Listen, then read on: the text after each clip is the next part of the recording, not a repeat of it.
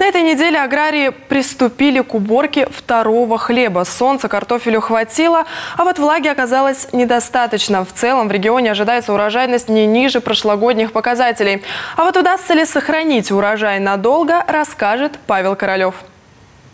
Зеленая ботва картофеля говорит об одном – можно не спешить с уборкой. На поля агрономы сортоучастка в селе Визинга планируют выходить ближе к 10 сентября. Динамические копки показали, что раннеспелые сорта уже набрали силу, а любимому жителей Коми-Чародею и Авроре еще нужно время, чтобы набраться сил.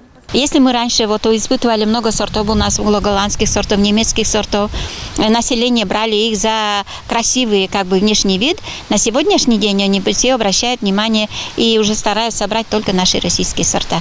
То есть вот такие у нас, если брать сорта импортных селекций, во-первых, у них вкусовое качество, он намного отстает.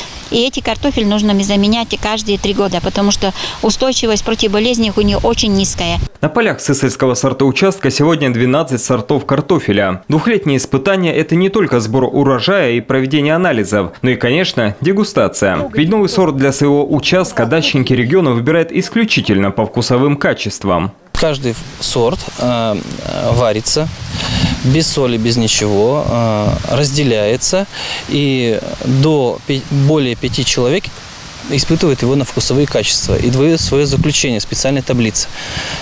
Все это спрятано, как говорится, инкогнито.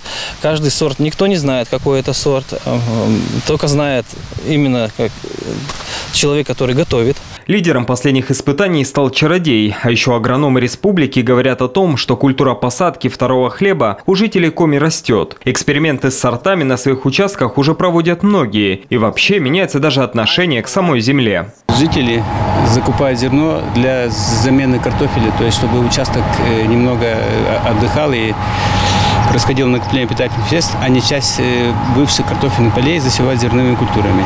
Урожай картофеля, по словам агрономов, будет неплохой, а вот товарность ниже среднего. И виной всему ростовые трещины. Такие специфические повреждения клубней из-за неравномерного распределения влаги. Сохранить такой урожай будет непросто. Павел Королев, Виктория Палкина, телеканал Юрган, Сысольский район.